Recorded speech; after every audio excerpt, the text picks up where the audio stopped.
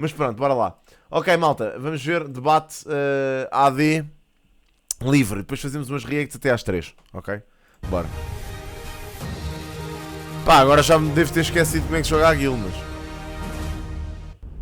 Muito boa noite. Decisão 24 na TVI e na CNN. Hoje, frente a frente, Luís Montenegro, do PSD, aqui em representação da coligação Aliança Democrática, e Rui Tavares, do LIVRE. Meus senhores, boa noite, bem-vindos. Dito o sorteio que começa Rui Tavares, terminará Luís Montenegro. Ok. Vamos começar pela Justiça, até porque os programas diários, quer da AD, quer do LIVRE, têm medidas que até são comuns no que a uma reforma da Justiça diz respeito. Rui Tavares, a necessidade que se fala de consenso e de poder vir a incluir vários partidos da direita e da esquerda para essa reforma da Justiça, leva-me a perguntar-lhe se o LIVRE está disponível para esse consenso mais alargado, também, por exemplo, com o PSD. Boa noite, muito obrigado pela pergunta. Boa noite também ao Luís Montenegro e queria transmitir-lhe as minhas condolências pela perda recente na sua família. Obrigado. Naturalmente que se estenda à sua família, e boa noite a todos os telespectadores. Okay. A resposta é sim, é afirmativa. Eu creio que no dia 11 de março... Rui Tavares, vamos já dizer, Rui Tavares a ser um senhor. Começamos já este debate com isto. A ser um senhor, pá, é assim, é natural que ele o faça, não é? Eu lembro-me disto, já foi há algumas semanas até, na verdade. Lembro-me disto, mas a ser aqui um senhor e a começar este debate com... O Sr. Presidente chamará os cordialmente de Belém, procuraremos ver as configurações mais amplas, estranho, né, Barreiros? Mais coerentes, Bem estranho, se vai gerar bem confusão. Uma maioria do governo que terá as suas escolhas, que hoje aqui debateremos sobre Estado Social, Serviço Nacional de Saúde, Escola Pública e por aí afora, mas além disso, é a obrigação de todos os partidos democráticos terem os consensos mais amplos possível para reforçarmos e melhorarmos o exercício de poder no nosso país. Poder político, poder judicial, para podermos reforçar a nossa democracia é o melhor presente que podemos dar ao nosso país nos 50 anos do 25 de Abril, é sermos capazes de combater pela nossa democracia, de proteger dos perigos que aí vêm, são muitos, dos populismos, dos extremismos, dos autoritarismos, que já causaram danos extraordinários em países até com democracias mais antigas do que a nossa. Isso faz-se tendo os democratas o sentido de responsabilidade de procurar ali onde nas leis eleitorais é preciso que não haja tantos votos desperdiçados, ali na justiça, onde é preciso, há coisas em que não é preciso inventar a roda, para ser muito franco. Sim, nós daqui a pouco já vamos aqui explorar algumas das vossas medidas para a reforma da justiça. Sim, que constam dos programas. Então, só para complementar, desde 2013, quando a Comissão Europeia começou a publicar as suas tabelas comparativas sobre a justiça nos países da União Europeia, isto já ultrapassa várias legislaturas de várias maiorias em Portugal, Portugal estava no pior lugar da tabela na resolução de casos não criminais, casos cíveis. Cerca de 3 anos, quando comparado com a Dinamarca, que estava de 3 semanas. Boa parte do roteiro que nós precisamos de implementar para chegar 3 lá, anos. É isto que eu não entendo. Como é que de 3 anos para 3 semanas na Dinamarca, meu? Como é que são 3 anos? Prazo máximo. 3 anos? Para resolver isto? O que é que explica isto? É falta de infraestrutura? É o quê? É falta de cargos na administração? É pá, isto é surreal. 3 anos para resolver um caso deste. É que, atenção, eu acho que a justiça em Portugal, ela própria desmotiva as pessoas, meu. A própria justiça em Portugal desmotiva as pessoas de avançarem para a justiça, sabem? Do género. Notem, eu tenho amigos, por exemplo, que tiveram problemas com seguradoras automóveis por causa de indenizações. Godinho, obrigado, mano. Obrigadíssimo, obrigado pelos 3 meses, meu. Thanks, man. Obrigado. Pá, é demais. Obrigado pelos 3 meses, meu. Thanks, man. Imaginem, amigos que tiveram problemas com seguradores por causa dos basicamente, das indenizações e assim, e que podiam ter perfeitamente ido com os seguradores para tribunal e que não avançaram porque sabem o quão moroso é o processo. Pá, o caso da Sara foi assim. Tenho um amigo meu que teve em tribunal durante anos com a cena do carro dele. E depois reparem bem na javardice. Por causa de uma testemunha que ele tinha do acidente, que provava que ele era a pessoa que devia ser... que tinha a razão, neste caso, e que devia ser imunizada na totalidade. Por causa da testemunha dele ter ido ao hospital, ou ter vindo do hospital, em que foi fazer um exame normalíssimo, de rotina... basicamente, há o outro lado, a outra parte lesada, ou neste caso a parte que era culpada no acidente, alegou que a senhora não estava nas perfeitas condições para testemunhar e, portanto, tiveram que dividir. É ridículo isto, meu. Epá, não sei. Ouçam, há coisas na justiça portuguesa que não faz mesmo sentido absolutamente nenhum.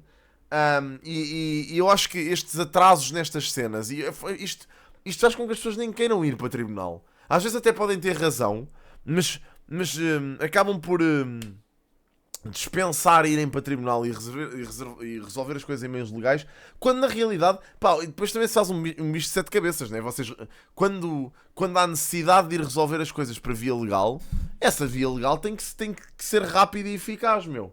Porque realmente é uma das formas que o cidadão tem de se defender deste tipo de casos e casinhos. Formas porque que se aconselharmos as pessoas e se incentivarmos as pessoas a fazerem toda a justiça pelas próprias mãos, este país é uma bandalheira, meu. implementaram. E digo isto, na justiça... E tem a ver com essa necessidade de consenso entre os vários partidos. Sim, como devemos ter consenso para Claro que é o investimento mínimo, público, imagina, que há Barreiro. anos não foi feito e que permite... Gastar dinheiro com isso é o mínimo. Judiciais que se manifestaram hoje, lidar com algumas das suas reivindicações e satisfazê-las nos edifícios que precisam de reforma, na digitalização e numa coisa muito importante, que provavelmente falaremos dela, mas da qual o nosso debate tem estado arredado, o nosso debate tem estado muito concentrado... Não tem a ver no com combate isso, não à é corrupção, verdade. já É depois mesmo. da ocorrência de um ato corrupto, aquilo que os países mais avançados fizeram melhor do que nós é a prevenção da corrupção. Isso significa melhorar o acompanhamento de grandes projetos, da execução de fundos europeus e de grandes financiamentos, com acompanhamento por parte dos cidadãos, com fiscalização com entidades independentes. Certo. Tudo isso permite que nós estejamos sempre a correr atrás do prejuízo. Luís Montenegro, a justiça em Portugal funciona mal e precisa de uma reforma. Bom, é assim... fazer esta afirmação é fedido. É perigoso. Boa noite. Ele não vai fazer a justiça tem problemas que estão identificados. Pois, eu tenho claro falado como é que é agora? sobre duas áreas que me parece que são mais pertinentes nesta fase. A área precisamente do processo penal, do direito criminal, por um lado, e por outro lado a área do direito administrativo e tributário, onde os atrasos são maiores do que no resto da justiça. Como o Rui Tavares dizia, muito bem, nós partimos há uns anos esta parte de uma situação em que, do ponto de vista comparativo, tínhamos um sistema que não dava resposta rápida, nomeadamente em matéria não penal, na matéria civil. E tínhamos um problema que era, ainda em cima desse, muitas pessoas que conseguiam fazer valer em tribunal a sua posição não conseguiam executar a decisão que era tomada, nomeadamente em sede de... Já vimos todos agora, e vimos hoje o do Rui Rocha. Situações que decorriam das sentenças judiciais. Felizmente, houve um período, e esse período, curiosamente, foi o período entre 2011 e 2015, onde foram empreendidas várias reformas, desde logo a reforma da especialização dos tribunais com um novo mapa judiciário, a introdução de mecanismos a acelerar a ação executiva, que é esta que precisamente dá cobertura àquilo que é a decisão judicial propriamente dita, e até o aprofundamento de mecanismos de resolução alternativa de conflitos, as arbitragens, enfim. Aspectos que... As arbitragens, por acaso, é um serviço que funciona bem. Eu posso-vos dar o meu caso, por exemplo. Eu e a Sara, quando nos mudámos para aqui, para esta nova casa, há 2 anos atrás, praticamente, vai fazer 2 anos agora em agosto, basicamente tivemos um problema com a Mel, porque nós tínhamos Mel na casa antiga e a Mel não tinha cobertura de fibra nesta nova morada. E foi um berbicacho autêntico para conseguirmos rescindir o contrato, porque os gajos não aceitavam rescisão. Ou seja, nós íamos piorar o serviço e eles não iam aceitar a rescisão. Então esta cena bastou basicamente ameaçá-los com esta cena do Tribunal Arbitral da região de não sei de quê, e os gajos cagaram só na cena, porque perceberam que iam lá e não iam ter razão, e aquilo é rápido, é uma resolução rápida. Portanto, isto até funciona minimamente bem. Isso trouxe-nos a um ponto em que, felizmente, o número de pendências e a duração dos processos diminuiu. E foi um legado que ficou. Agora, do ponto de vista criminal e penal, a situação é diferente. E é diferente porquê? É diferente porque há uma percepção pública, e a Justiça hoje vive muito da percepção precisamente do direito penal, mais do que até noutras dimensões. Há uma percepção de que os grandes processos se eternizam, não correspondem a decisões em tempo útil, e que, nomeadamente, quem tem mais poder económico acaba por ter acesso a mecanismos dilatórios para atrasar sucessivamente há uma decisões. percepção, mas essa é de facto uma realidade Próximo domingo comprovada. vamos saber quem é que são. Quem é que é o próximo primeiro-ministro português, malta. Casos de aplicação de princípios que estão consignados no Código Penal e no processo penal e que foram de alguma maneira desvirtuados face precisamente ao último grande entendimento que houve na área da justiça interpartidária. Vamos. Em 2006, À partida, houve um pacto da justiça que tinha 9 grandes linhas de ação, uma delas era o direito penal e processual penal. Eu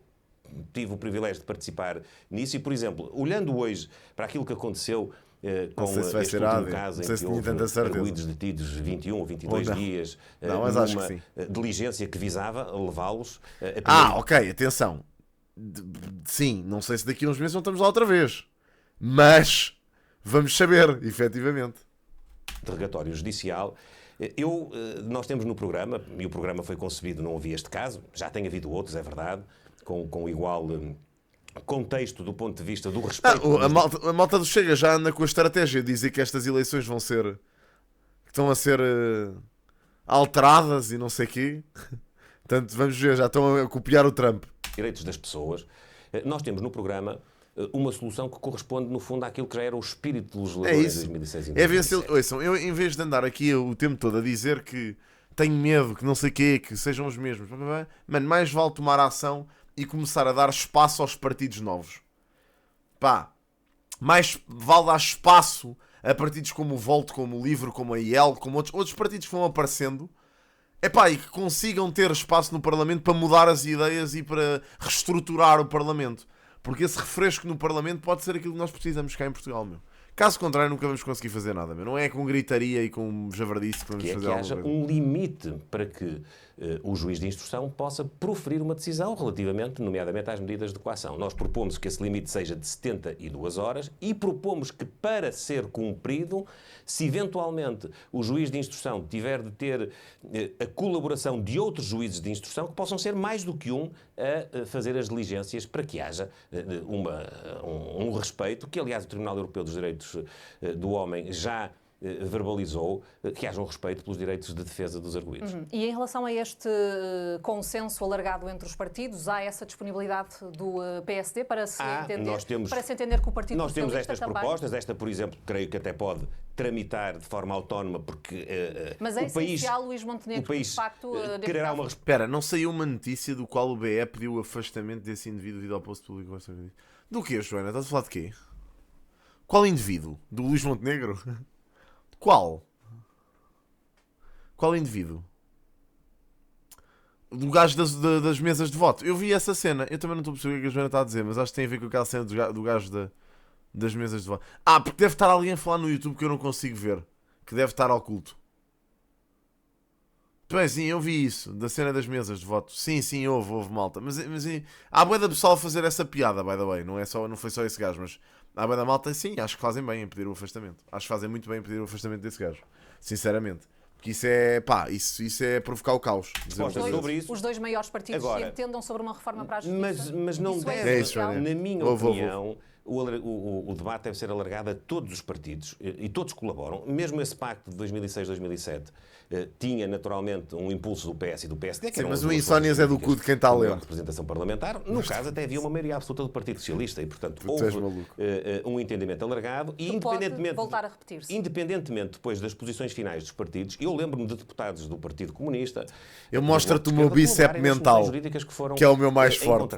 Eu creio que deve haver um debate alargado. Barreiras, basicamente houve uns gajos que andaram a dizer que se apanhassem malta do Chega e do PS e de não sei de quê, iam riscar os votos, iam basicamente lixar os boletins, iam tornar nulos os votos dessa malta, desses partidos. É estúpido, não é? Do ponto de vista partidário e depois inclusive também relativamente aos operadores que no terreno contactam diariamente com esta realidade. Estamos a falar de magistrados. Eu acho que isso era fake, estamos a falar de magistrados do Ministério Público, estamos a falar de advogados, estamos a falar de funcionários judiciais, estamos a falar de todos aqueles que acabam por ter intervenção das forças de investigação, da Polícia Judiciária e das forças de segurança que também têm poderes investigatórios em matéria criminal. Luís Montenegro, deixe-me colocar-lhe esta pergunta. O facto de haver membros do PSD visados em investigações judiciais isto não tem nada a ver com isso. Não o condicionam a avançar com uma uma reforma na justiça? Não tem nada a ver com isso. Tem a ver com a concepção que nós temos de ter um sistema que corresponde. Opa, olhem, vou-vos dizer uma coisa. Se for real, espero mesmo que as pessoas sejam responsabilizadas gravemente. Essas pessoas deviam ir presas.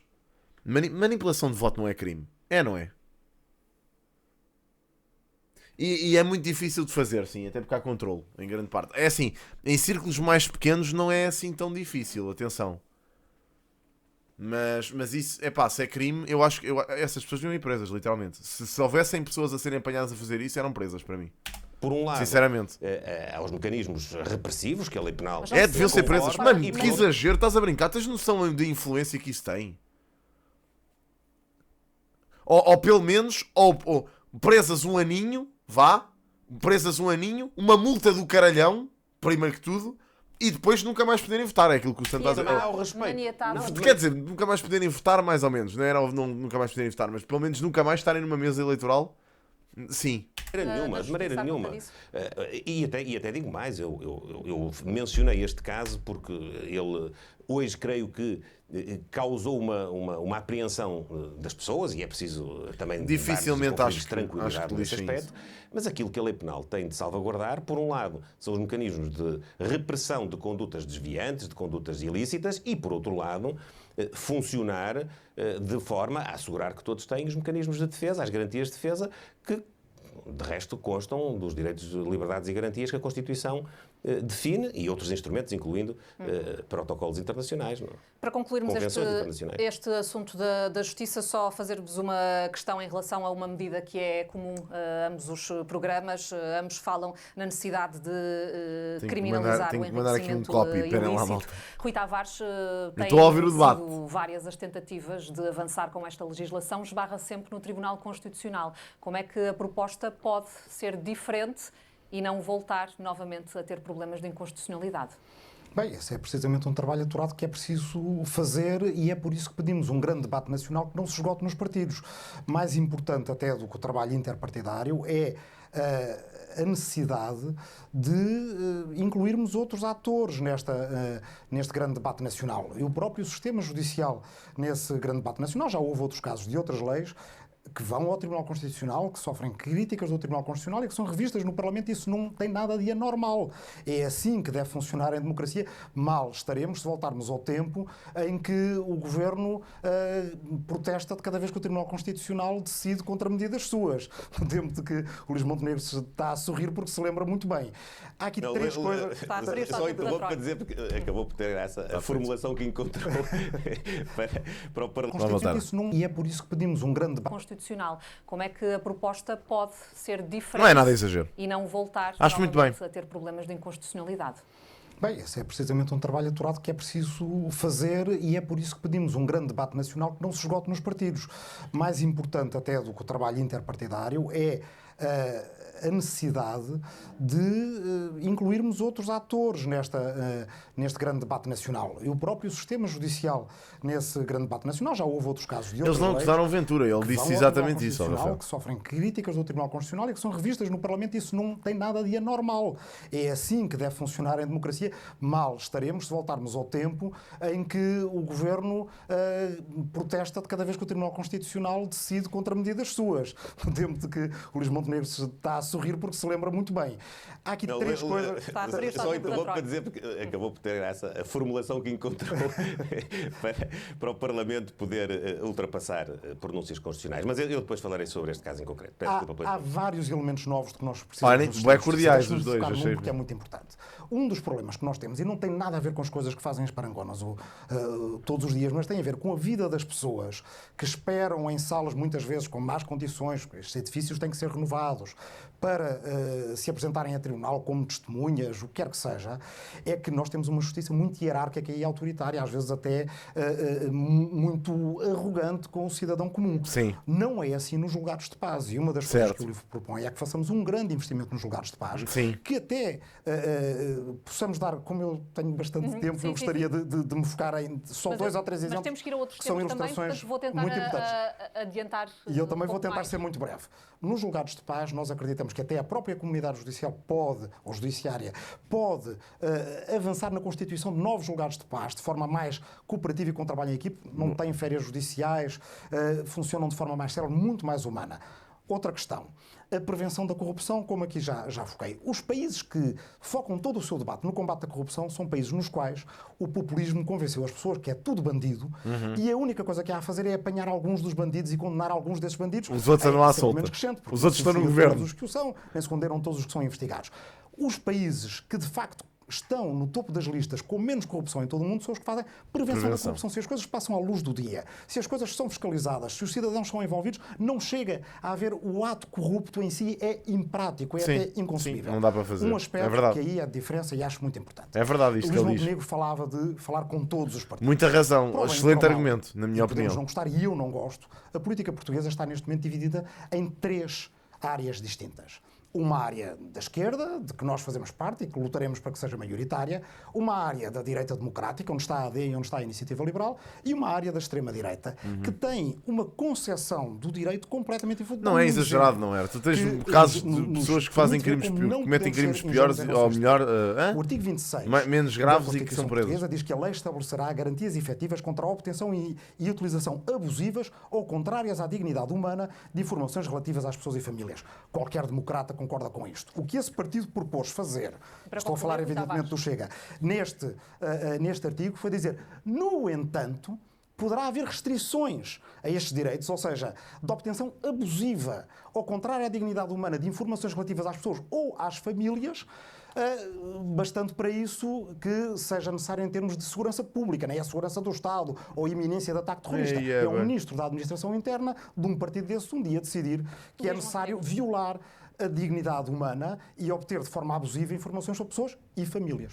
Luís Montenegro, queria ouvi-lo só sobre como é que se resolve o problema da inconstitucionalidade da criminalização do enriquecimento ilícito. É difícil, nós já tentámos variadas vezes. Eu, aliás, também estive em 2007 na primeira apresentação do primeiro projeto sobre a criminalização do enriquecimento ilícito e nós estávamos convictos que tínhamos dado os passos suficientes para não colocar em causa o princípio da inversão do ónus da prova e, portanto, passar no crivo constitucional. A verdade é que nós já tivemos mais tentativas subsequentes e não conseguimos. Mas eu também quero dizer o seguinte, eu acho que nós devemos continuar na procura de uma solução legislativa para esse caso em particular.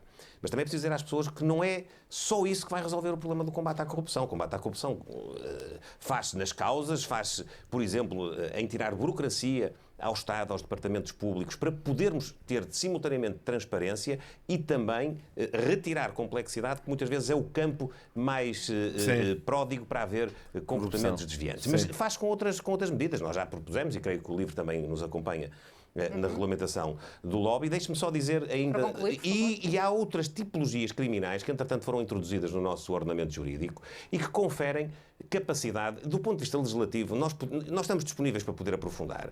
Mas há muita gente que trabalha no Ministério Público, na Polícia Judiciária, nas entidades que investigam, nas forças de segurança que têm capacidade de investigação criminal e que muitas vezes nos referem, e nós temos de os ouvir.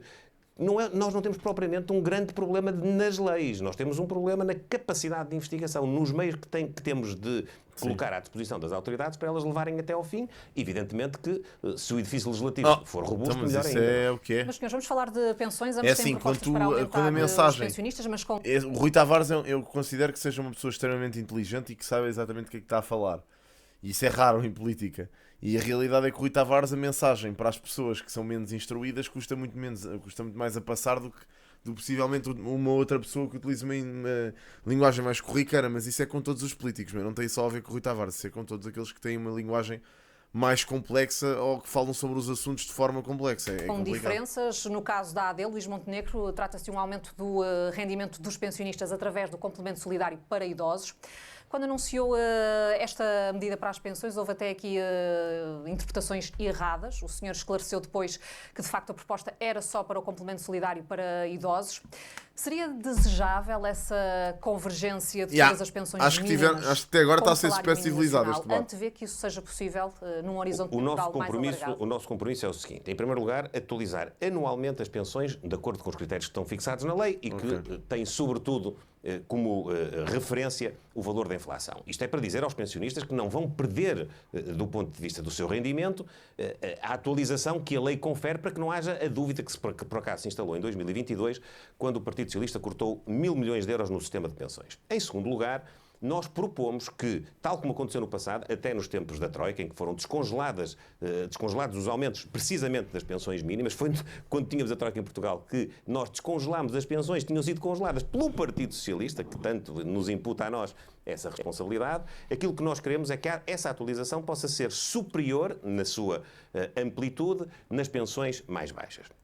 E, finalmente, porque não há dinheiro, porque se houvesse dinheiro, eu era o primeiro a desejar que todas as pensões mínimas evoluíssem para o valor do salário mínimo nacional. Isso não é possível nem num horizonte não antevê. Neste momento não é possível e não é muito fácil de criar condições financeiras em Portugal para poder alocar um aumento tão significativo da despesa. Agora, é possível ser. É o que o LIVRE mas deixe-me só dizer isto. É possível ser socialmente justo. E como é que se consegue? Não é bem isso que o LIVRE defende. O LIVRE defende o RBI. Ser socialmente justo, indo às pensões mínimas e dando-lhes um complemento remuneratório até atingir o valor do salário mínimo. A quem? A quem não tiver mais nenhum rendimento. Se um pensionista tem 300 euros de pensão, aquilo que eu proponho é que até 2028 o Estado lhe dê 520 para ele prefazer o valor de 820 euros. Se esse pensionista, ou outro, no caso, se outro pensionista tiver 300 euros de pensão, mas tiver outro rendimento ou outra pensão, porque acontece, por exemplo, a quem tem pensões de sobrevivência, quem é viúvo, viúva,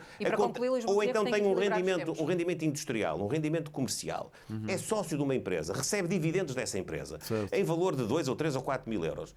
Eu acho que é justo dizer a essa pessoa que, não obstante a sua pensão ser baixa, vive uma condição social e económica em que, por princípios de solidariedade, nós devemos ajudar primeiro quem não tem outro rendimento. E acho que ele tem toda a razão. Isto faz tem toda a justiça. Então, quer dizer, se uma pessoa saca dividendos de 4 mil euros, mas tem uma pensão de 300, mano, por amor de Deus, quem tem prioridade é quem só tem 300 euros para viver.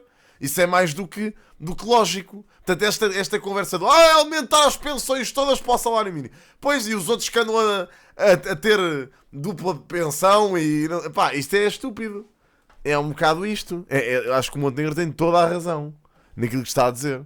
Toda a razão. Acho que esta é uma medida sensata. Claro, ajudar quem mais precisa. Ajudar quem realmente possa sofrer de pobreza por ter uma pensão baixa. Agora, aqueles que têm uma pensão baixa e depois têm 50 mil rendimentos diferentes, pá. Sobre a sua proposta, a proposta do LIVRE dizia que não é bem assim. Não estamos pá, a falar de aguardam as pensões mais baixas ao salário mínimo nacional? Estamos a falar de planear no tempo essa equiparação, porque ainda há, hoje, muitas pensões que não foram contributivas. Ainda há muita gente que... Espera lá, a Comissão Nacional de Eleições enviou para a Polícia Judiciária suspeitas de informações falsas que estão a circular na internet. Em causas são conteúdos divulgados na internet, nomeadamente em diferentes redes sociais, com informação falsa sobre a futura fraude eleitoral. A CNN está mais preocupada com fake news do que com as fraudes. Como aconteceu nas últimas eleições, que milhares de portugueses foram impedidos de votar no estrangeiro. Pá, imagina, a CNN não está mais preocupada com fake news do que com fraudes. Essa cena das fake news tem toda a legitimidade para ser uma preocupação da CNE, porque realmente anda a circular muita merdonga, e sabe-se de onde é que vem a merdonga. Grande parte da merdonga sabe-se de onde é que vem.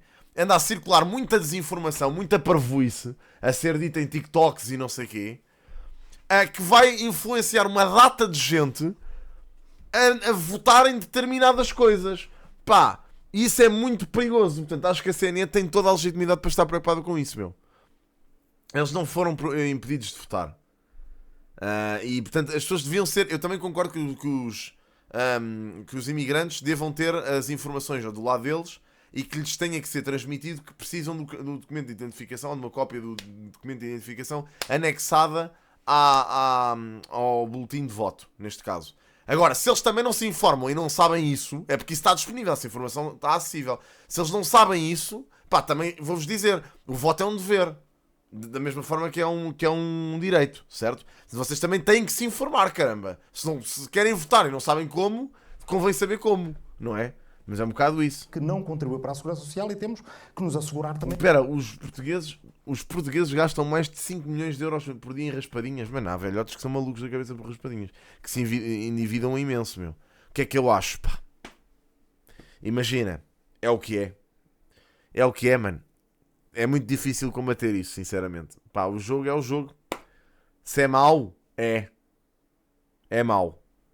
Mas há pessoas que desgraçam a vida toda delas. Eu acho que o mais importante é tu consciencializar as pessoas para jogarem, sim, mas de forma responsável, não gastarem fortunas no jogo. É um bocado isso, meu. Já falei sobre isso, Pinta Costa. Já falei sobre isso, está no canal de clipes. Além da justiça com que tratamos quem contribuiu.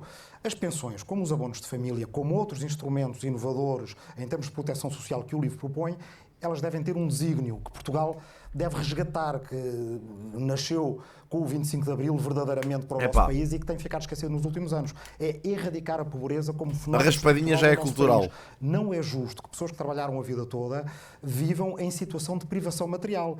E, portanto, evidentemente, temos que procurar primeiro, de facto, os que não têm outros rendimentos e poder, através do complemento solidário para idosos, que existe, e aí não é preciso inventar a roda, reforçá-lo. Como o livro reforçou do outro lado da vida, da infância, devido imenso o que estás a dizer, mas não me leves a mão. Reforçá-lo, através de proposta orçamental neste último ano, as famílias monoparentais, ou seja, pais e mães sozinhos, solteiros, que têm crianças, dos que mais sofreram com o aumento da inflação e que, assim, podem fazer face, com as majorações que nós fizemos, a mais despesas. Mas depois também é preciso ter aqui outros instrumentos, os tais instrumentos inovadores, a meio da vida. Significa isto, que uma pessoa entre os 18 e os 35 anos, que está na entrada na vida ativa, que não vem de uma família rica, pelo contrário, não tem as posses que lhe permitem, como outros concidadãos nossos... Vai falar da cena do piano. Comprar o material para poder desempenhar a sua vocação, o seu talento e com isso contribuir para a sociedade. Poder, com alguns amigos, fundar uma pequena empresa, uma cooperativa ou completar um ciclo de estudos. Como é que isso se resolve? Através nós queremos estudar durante este ano, alargadamente, com a Segurança Social, com especialistas, com peritos, com a Academia, a instituição de um sistema de herança social. O que é que isso significa? Significa que poderíamos, por exemplo, ou através de certificados de aforro, ou através de um imposto sucessório sobre grandes heranças acima de 1 milhão de euros, por exemplo, ter o montante necessário, porque todas as crianças e todos os jovens do nosso país são da nossa comunidade, nós todos. Pá, eu tenho um problema com esta medida, pá, porque este imposto sucessório, pá, sei lá, man, as pessoas não têm que ser taxadas por estarem a herdar uma coisa, meu. Isso é um bocado do género, bro, vamos começar a mexer com isso. Percebem? É estranhíssimo, meu. Poder depositar à nascença de uma bebé no nosso país 5 mil euros, que depois, quando a pessoa faz entre 18 e 35 anos, poderia aceder a esse dinheiro, porque isso significa para muita gente aquilo que alguns têm, mesmo sendo grandes ou pequenas, vida, e pá, eu acho que não... uma herança inesperada e com ela poder cumprir com os seus sonhos, aquilo a que o livro acredita e acredita que o Estado Social serve é que ninguém é tão pequeno e ninguém nasce em condições... Atenção, eu concordo com a medida, eu concordo com esta medida da herança social, no sentido em que ajudar estas pessoas a conseguirem concretizar os seus sonhos é importante. É pá, sim, antes, mas imagina, não acho legítimo, mano. A forma como isso se vai fazer... mano. Pá, não saibam. Ir taxar as pessoas que ganham dinheiro em heranças. Favorecidas, que não possam não só sonhar em grande, como ter a... Uma herança não é um lucro, mano. A herança é uma coisa que tu recebes... Todos beneficiamos com isso. É um lucro de quem? Se calhar foi dos teus antepassados. Imagina, se o teu avô trabalhou para receber aquele dinheiro, esse dinheiro já foi taxado em vida. Como é que a raio vais taxar esse dinheiro de pós-morte? Isso é ridículo, mano. Vais taxar o dinheiro 2 vezes. Estás a perceber? Imagina, tu agora recebes 1 milhão. Tinhas um avô teu que tinha 1 milhão de euros numa conta. Vá, tipo, isto é exagerado, é um cenário... Enfim. Agora tens um avô teu que tinha esse dinheiro. O teu avô falece, né? E tu vais herdar 1 milhão. Pá, esse dinheiro em vida já foi taxado, meu. Esse dinheiro existe, já foi taxado e vai ser taxado duplamente para te chegar aos bolsos. É pá, mano, por amor de Deus. Nós não acompanhamos o livro nesta proposta por várias razões. É parvo isso, mano. Isso não é justo, na minha opinião. É possível fazer para esta faixa etária entre os... Independentemente de ser 1 milhão, 2 milhões, 200 milhões, nós não quer saber. Um IRS máximo de 15%, o que significa, para ser muito direto, pagar 1/3 do IRS que se paga hoje, sejam jovens casais, sejam pessoas individualmente consideradas, E propomos simultaneamente a isenção de IMT, Imposto de Selo, na compra da primeira habitação e o Estado atuar como garante, oferecendo uma garantia pública na parte soberana. Esta medida da AD eu acho um bocado mais sensata do que a da IEL. Esta da isenção de IMT na primeira compra da habitação parece mais execuível do que a da IEL de acabar com o imposto. Do empréstimo bancário para a aquisição de casa, que não é por parte da entidade bancária endossado, permitido, o valor que não é permitido ao... Imagina, o IVA, está bem, o IVA é um imposto de valor acrescentado, como é lógico, sim, é tributado duas vezes. No entanto, na questão das heranças, bro, é estúpido, porque esse dinheiro já passou por tudo isso. Aqueles que se candidatam. O que quer dizer, para também ser direto, imagine-se que alguém compra uma casa, um jovem casal compra uma casa por 100 mil euros, o banco só empresta 80% ou 85% desse olhem, é assim, não sei onde é que o Luís Montenegro anda a comprar casa. valor, portanto 80 mil ou 85. Mas ele que me diga onde é que é, por favor. Ele não vai conseguir desenvencilhar-se, porque lhe falta a parte sobrante do capital que não é emprestado pelo banco. E é assim, ó Luís, eu na minha área de residência os T3 custam 300 mil euros. 300 e muitos mil! Portanto, repara bem. Falta o valor para pagar os impostos, nomeadamente o IMT e o Imposto de Selo. E, portanto, nesse aspecto, nós olhamos para o apoio que esta faixa etária reclama de outra maneira, não que... Portanto, com o Estado a dar essa garantia. O Estado a dar a garantia por um lado e a ter impostos, e a ter impostos mais baixos. Grande, Luís Montenegro, não é pois deixar o Estado com um não, risco grande. aquilo que provoca um risco grande é precisamente a proposta que, curiosamente, parece que junta ao Partido Socialista e o Chega, em que o Estado aparece a dar uma garantia integral. Sim, mas quem é que quer ir viver para Castelo da Branca ou Porto Alegre? É que se for para viver em Porto Alegre já lá tenho casa, obrigado. Estás a perceber? Não vou estar a comprar mais uma casa em Porto Alegre. Ou seja, eu percebo, mas ninguém quer ir viver para esses sítios, mano. Pois quem é de lá quer, mas uma pessoa que nasceu em Lisboa não quer ir viver para Porto Alegre. Percebes? Estás a perceber? Mano, eu estou só a dizer a realidade. Aliás, quanto muito eu tenho os meus primos de Porto Alegre que querem viver para cá. Esse é que é o problema. Esse é que é o problema. Entendes a questão? É que é esse o problema. Os meus primos de Porto Alegre querem fugir de Porto Alegre para vir para Lisboa. Esse é que é o problema. Pá, é assim, eu entendo que haja pessoas que, pronto, ok, se optarem por ir viver no interior, fantástico. Porque assim dá uma oportunidade para viver aqui. 100% do capital aqui que está a ser solicitado à entidade bancária. Pá, eu sou um trabalhador digital, mas eu não quero viver aí, mano. O meu círculo de amigos está todo aqui. Imagina, se eu tivesse crescido em Freixo de Espada à Cinta, se calhar queria viver em Freixo de Espada à Cinta. Estás a perceber? Só que eu não cresci em Freixo de Espada à Cinta, meu. Eu cresci em Lisboa, meu. Porque é que eu tenho que ser obrigado a sair? Essa também é outra. Para pessoas que cresceram e viveram em determinado concelho, tu devias ter um incentivo para comprar casa nesse concelho. Eu acho que isto era algo para permitir às pessoas que nasceram e foram criadas ali a continuarem a viver ali. Isso era importante. Isso eu acho que era uma medida que era fantástica. Mas não acontece. Estás a ver? Não acontece. E eu até contra mim falo, porque eu nasci num concelho, vivi num concelho e agora estou a viver noutro. Pronto, são muito próximos. Mas, pá, provoca mas é isto. No mercado uma sensação de segurança tal que faz aumentar o preço. Se o Estado começar a garantir, a ser o fiador de 100% do valor da aquisição dos imóveis de qualquer jovem, vai ter um impacto no preço. Isso não há dúvida quanto a isso. E depois aumenta exponencialmente em valores que são tão exorbitantes que eu acho que nenhum nem outro daqueles que sim, sem dúvida, tem zeros suficientes na sua cabeça para poder pagar. E porque estamos a falar aqui de apoio aos jovens, é um facto que Portugal precisa de apostar na fixação de jovens no país. Eu sou jovem, ninguém me quer aqui. Tem várias propostas, Rui Tavares, que e paga impostos, e não são poucos. O equilíbrio entre a vida familiar. Ainda hoje paguei. Quase, olha, tenho aqui o papel à frente com o que é que tinha que pagar de segurança social, ok? E o que eu hoje paguei duas coisas. Paguei a minha renda do mês e paguei a minha segurança social, ok? E eu vou-vos dizer, o que eu pago de segurança social é quase mais do que eu pago de renda. Já não é mais porque a minha renda aumentou. Porque senão era mais. Pá, e é ridículo. Assim, isto é o cálculo, obviamente avaliado em trimestre. E é lógico que é com base naquilo que eu ganho, não é? Mas é pá, é ridículo. É estúpido. Profissional, Percebem? semana de 4 dias de trabalho, O que é que um gajo 30 horas semanais, faz 30 neste dias sentido? de férias, seriam metas a atingir. É que um gajo recebe bem, mas também gasta como ao raio. Até ao fim da década de 2000. Esse é que é o problema. Prazo, sim, mas com esse prazo mais alargado. Nós temos níveis de produtividade em Portugal que possam acompanhar estas propostas e que permitam manter uma trajetória de salários crescentes também, porque esse é outro dos principais problemas, é tentar fazer aumentar o salário médio em Portugal.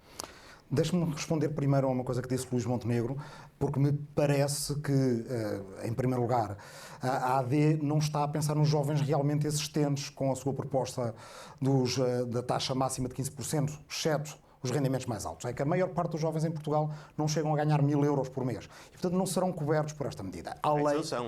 Eles pagam 15% de imposto e com esta medida passam a pagar um terço disso, que é 5%. Não, estamos a falar dos jovens que não chegam a pagar IRS porque ganham menos do que isso. E esses estão a ser esquecidos quando estamos, no fundo, a auxiliar os que já Então ganham quanto é que eu pago? Além da injustiça que é entre uma pessoa Certo, de 35 21%, anos que acho ganha eu. bastante mais e uma de 36 que ganha menos, ter uma taxa que paga mais do que a anterior. O que se deve fazer, do nosso ponto de vista, é, por um lado, ajudar os jovens de facto a comprar casa também é. Não, é assim, o que o meu senhorio fez, atenção, tenho que dizer isto, o meu senhorio fez isto porque está previsto na lei, os aumentos, e a minha renda é baixíssima, em comparação com aquilo que são as rendas da minha zona, a minha renda é baixíssima, malta, tipo, não, é uma previsão, é normal ele aumentar, porque quer dizer, também eu percebo, não é? Tipo, é estúpido não aumentar, portanto, há grande que o LIVRE tinha já nas últimas eleições, foi o primeiro partido a apresentar, entretanto há várias outras medidas alternativas. É o que eu desconto. Eu concordo que uma garantia total por parte do Estado deixaria o Estado com crédito mal parado se ele ocorresse, ou em vias de ter que auxiliar os bancos, como já fizemos no passado e não queremos voltar a fazer, mas também acho que a medida do PSD não nos livra dessa situação. Olha, se há incentivos para jovens empreendedores, eu já não devo ser jovem, de certeza, porque eu não recebo incentivo nenhum. Nós temos é a ajuda de casa, ou seja, o Estado como participar em entrada, que é aquilo que os jovens, de facto, de famílias de classe média baixa não têm medo de entrar no banco porque não têm sequer a entrada, e o Estado como participando em entrada através de um fundo público que valoriza à medida que as casas valorizam, aí podemos ter condições de acesso ao sistema de ajuda de casa, que é que quando a pessoa arrenda a casa tem que ser em arrendamento acessível, se ainda não pagou o dinheiro que o Estado como participou para a entrada, e se vende a casa, deve vendê-la no mesmo sistema. Em relação às questões do trabalho, são de facto muito importantes. Portugal tem que fazer a produtividade, é o principal problema da nossa economia. A produtividade não é esta cultura de trabalho que temos em Portugal, onde as pessoas trabalham muitas horas e produz comparativamente pouco valor. Os trabalhadores portugueses no Luxemburgo, o país mais produtivo da Europa, que tem 25% de força de trabalho portuguesa, estão no país mais produtivo da Europa e, portanto, isto prova-se, o problema não é do trabalhador português, porque ali os trabalhadores também são portugueses. É da alocação de capital, é do investimento público que foi ou não foi feito, e é de termos novas técnicas de gestão, onde aí sim a semana de 4 dias, como o LIVRE tem planeado e estudado, começámos por estudar em 40 empresas, 1000 trabalhadores, os resultados são fantásticos, convido toda a gente a ir ao site do LIVRE, partidolivre.pt, e ler o relatório da semana de 4 dias. Menos distúrbios do sono, menos crises de pânico e de ansiedade, mais equilíbrio com a vida familiar. Isto significa melhor trabalho, mais bem feito, menos erros no trabalho, menos acidentes no trabalho, que também é bom para o Serviço Nacional de Saúde. Os trabalhadores estão contentes, os patrões estão contentes, porque a solidariedade e a capacidade de respeitar o trabalhador é boa gestora e permite-nos ter, no alargamento deste projeto, em 2026 e 2028, apenas com os feriados que nós temos, podemos ter um trimestre inteiro de teste de semana de 4 dias, alargado já não só mas qual subsídio à dependência, Mariachi, mano? Esse discurso da subsídio à dependência é uma estupidez, mano. No Luxemburgo as pessoas são bem remuneradas e os impostos, com certeza, que são pagos, fazem justiça ao salário que recebem. Portanto, as pessoas nem sequer sentem necessidade de fugir aos impostos e, portanto, nem sequer são de subsídio à dependência porque nem precisam. Estás a perceber? Muitos mais trabalhadores. Que é em Portugal a malta encosta-se à sombra da bananeira porque também sabe se trabalhar é deixado como ao raio. Estarmos em condições de legislar e recebe misérias a trabalhar que nem um cão. Para podermos atrair os jovens com uma coisa... E o subsídio que recebem é o quê? O RSI, que é 200 euros, olha lá o que é.